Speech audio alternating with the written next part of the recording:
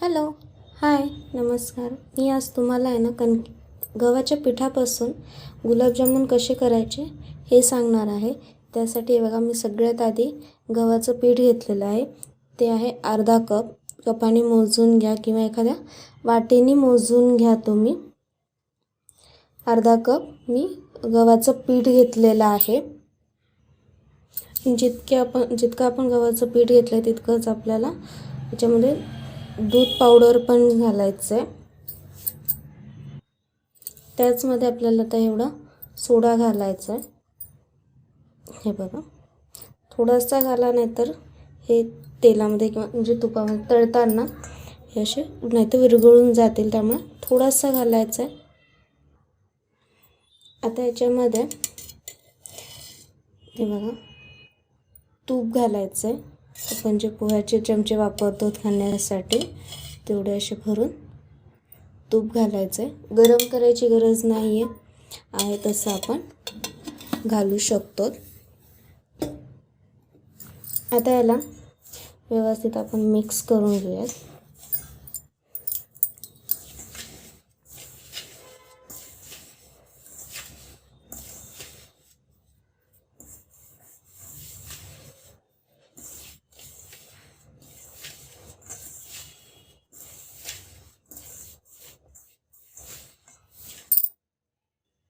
हे बघा व्यवस्थित असं मिक्स करून घेतलेलं आहे. बघा छान असं पडतं. आणि हे तुमचं आता प्रीमिक्स तयार झालेलं आहे. आणि याला तुम्ही एका एअरटाईट डब्यामध्ये भरून तुम्ही स्टोअर करू शकता. जेव्हा हवं तेव्हा काढायचं आणि करायचं. आत्ता आपण याचं प्रीमिक्स नाही करून ठेवत आहेत, पण डायरेक्टली आपण याचे गुलाबजामुन करणार आहोत. त्याआधी आपण याचं थोडा वेळ बाजूला करूयात आणि गुलाबजामुनचा पाक करायला ठेवूयात. आता हे बघा, एका गॅसवर मी एक पातेलं ठेवलेलं आहे आणि त्याच्यामध्ये 1 कप भरून मी साखर घालणार आहे. बघा तुम्ही इथे बघू शकता 1 कप, आणि आपण ते मापा अर्ध्या कपाच्या ह्याच्याने घेतलेले आहेत. तर 1 कप इथे साखर आहे, तर मी याच्यामध्ये 1च कप पाणी घालणार आहे. जेवढी साखर असेल तेवढंच पाणी घालायचं आहे. हे बघा पूर्ण 1 कप पाणी तुम्ही घाला. आणि मी आता इथे गॅस चालू करून देते.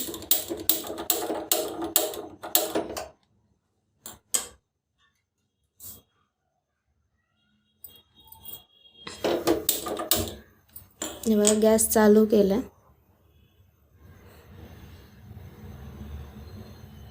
आणि याला आपल्याला 1 तारी 2 तारी अशी चाचणी करायची नाही आहे.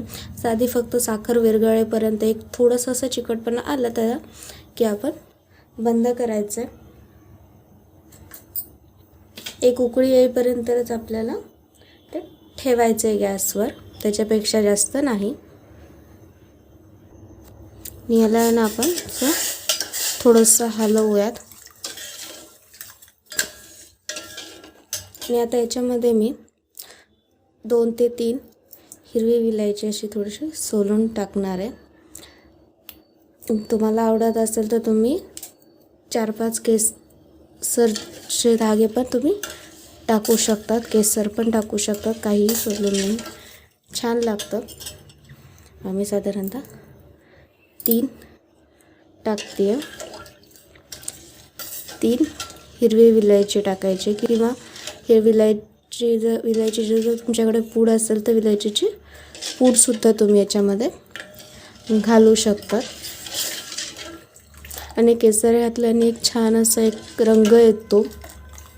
तर जर तुम्हाला केसर आवडत असेल तर तुम्ही केसर पण घालू शकता, काहीही प्रॉब्लेम नाही. आता याला आपण होऊ देऊयात ह्या पाकाला, आणि तोपर्यंत आपण गुलाबजामुनचा उंडा तयार करून घेऊयात. तर हे बघा मी साधारणतः 1/4 कप मी दूध घेतलेलं आहे. तर आपण याच्यामध्ये एकदम नाही घालायचं आहे, थोडं थोडं करून. हे बघा सध्या मी अर्धं घातलं आहे, थोडं थोडं करून घालायचं आहे.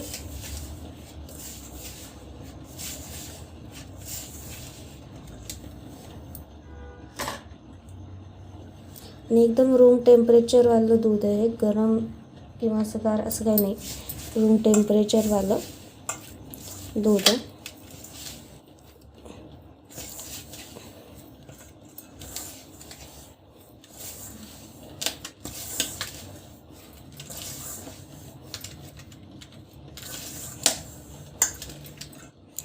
खूप असं घट्ट पण याला करायचं नाही आणि खूप पातळही करायचं नाही आहे. नॉर्मल असं स्मूथचं हुंडा तयार करून घ्यायचं आहे.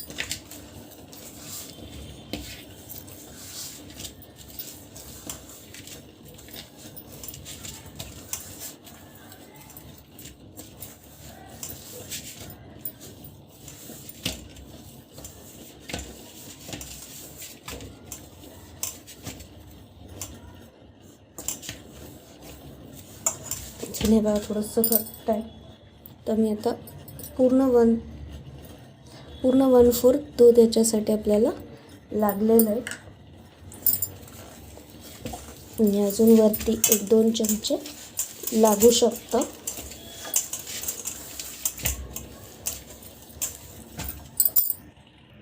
हे बघा असं मस्त असं स्मूथचं आपल्याला उंडा तयार करून घ्यायचा आहे. हे बघा असं छान असं आहे बघा, असं तो मऊ असा एकदम सॉफ्ट असा उंडा करून घ्यायचा आहे. आता आपण एकदा पाकाकडे बघूया त्याची काय हालत आहे, ते काय झालं आहे ते. हे बघा पाक ऑलमोस्ट तयार झाल्याने लहान गॅसवर मी याच्यातली साखर विरघळून घेतली आहे. बघायला छान असं तेलासारखं, तर एकदम असं टेक्स्चर त्याचं आलेलं आहे. छान आहे. 1 तारी असं काय, 1 तारी 2 तारी असं काहीही नाही होऊ द्यायचं आहे. आपल्याला छान असं फक्त साखर याच्यामध्ये पूर्णपणे विरघळल्या गेली पाहिजे, एवढंच आपल्याला तो पाक ठेवायचा आहे. आता आपण गुलाबजामुन करून घेऊयात.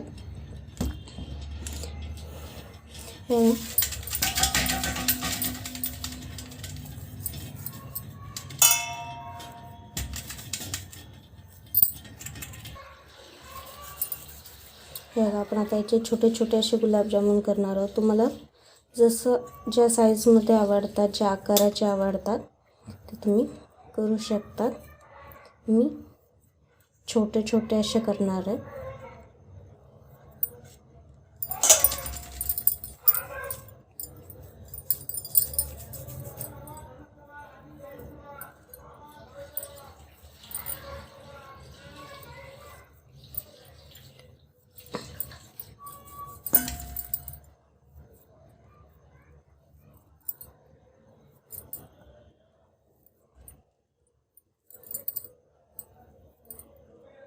बघायला कसं करायचं, एका हातावर असं उंडा घ्यायचा आणि असं करून त्याला एकदम स्मूथ असं करायचं. कुठेही असं छोटाही की त्याच्यात क्रॅक येऊ द्यायचा नाही. मी असं गोल करायचं. तुम्हाला जसा शेप आवडेल तसं तुम्ही करू शकता. का मी थोडंसं याला असं सिलेंडरचा आकार दिल्यासारखं करते आहे.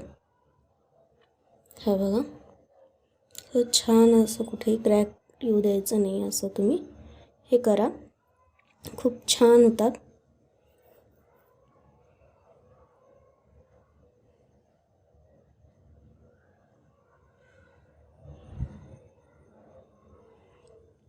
तर हे सगळे आपण एकदा करून घेऊया. परत एकदा तुम्हाला दाखवते बघा. असं हातावर करून घ्यायचं आणि असं थोडंसं असं प्रेस करून त्याला असं गोल करायचं. मग नंतर हळूहळू सैल करत मग याला सिलेंडरचा आकार द्यायचा.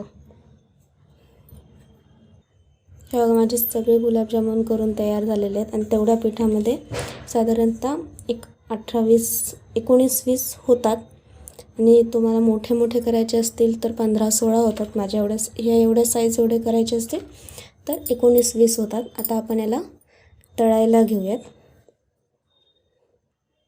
गॅस लहान केलेलं आहे, तुम्ही बघू शकतात. लहान गॅस असतानाच आपल्याला एक गुलाबजामुन टाकायचं आहे. आणि एकदाच असे भरपूर असे टाकू नका, थोडं थोडं टाका. आणि एकदम मंद आचेवर ह्याला तळायचं आहे.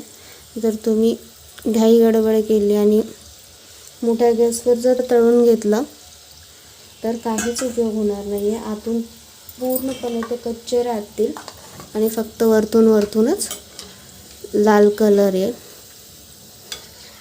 साधारणतः तेल खूप गरम झालेलं आहे.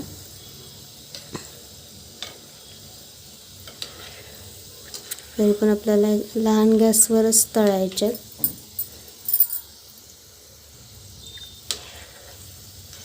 आणि तुम्हाला आवडतो तसं तुम्ही कलर याला तळून घेऊ शकता. त्याचा कलर तसा येऊ देऊ शकता. तुम्हाला लाल असे आवडत असतील तर लाल करू शकतात. गोल्डन ब्राऊन हवे असते गोल्डन ब्राऊन करू शकतात. कसे पण करू शकतात. मी थोडेसे लाल होऊ देणारे आहे याला. असे छान खरपूस असे तळू देणारे, व्यवस्थित मधून छान असे तळू देणारे. खूप सुंदर लागतात हे चवीला. तुम्ही विकतचं प्रीमिक्स आणल्याच्या नंतर जी टेस्ट येते ती टेस्ट याला लागते. खूप छान लागतात.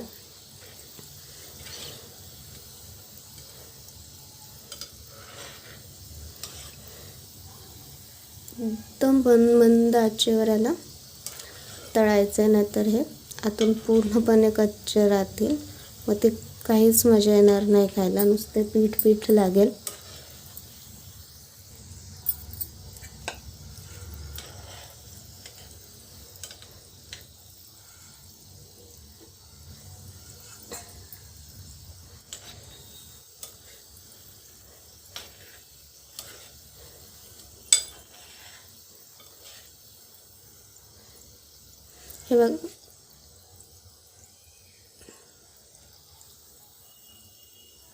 हे बघा मी आता याला काढून घेते असं झाऱ्यावर.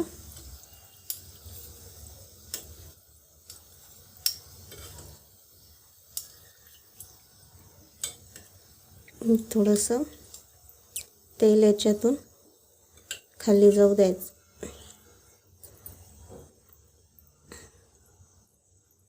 हे बघा. आणि याला गरम गरमच पाकात घालायचे, म्हणजे पाक आतपर्यंत छान मुरतो. असं गरम गरमच थोड्या वेळेस फक्त असं झाऱ्यावर ठेवायचं. एक 10 सेकंद. पूर्ण तेल असं खाली झालं की याच्यामध्ये टाकायचं. हे बघा असे छान असे पाकामध्ये असे बुडाले पाहिजेत. आणि गरम गरमच घालायचे म्हणजे छान पाक त्याच्यामध्ये जातो. तर याच्यामध्ये आपण, मी तुम्हाला अजून एकदा तळून बघते बघा. गॅस एकदम लहान ठेवायचा आहे आणि याच्यात घालायचं आहे. असे छोटे असे बुळबुळे असे बबल्स आलेले दिसतील बघा तुम्हाला. त्या स्टेजला याच्यामध्ये गुलाबजामुन घालायचे आहेत.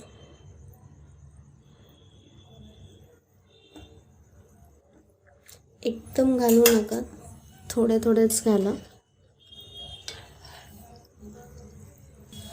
आणि थोडे घालण्याचं अजून एक कारण असतं की आपण त्याच्यामध्ये सोडा घातलेला आहे, तर गुलाबजामुन हे फुगतात थोडेसे. त्यामुळे त्यांना तळण्यासाठी जागा कमी राहू नये, व्यवस्थित त्यांना त्यांची जागा मिळावी म्हणून एकदम लहान गॅसवर त्याला तळायचं.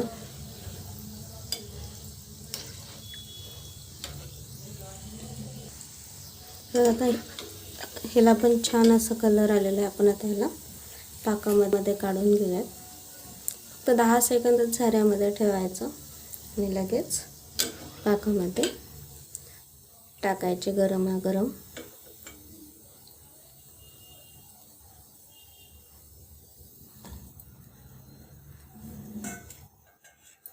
तर याच प्रकारे मी सगळे तळून घेते आणि शेवटी तुम्हाला दाखवते की त्याच्यामध्ये पाक किती छान असं गेलेला आहे. बघा तुम्ही बघू शकता गुलाबजामुनमध्ये आता पाक गेलेला आहे. तर मी तुम्हाला याला कट करून दाखवते.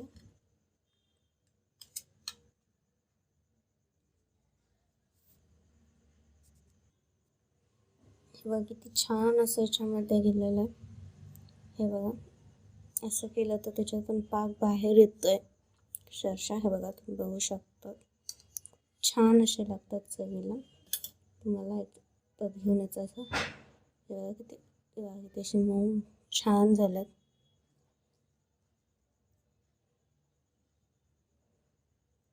हे बघा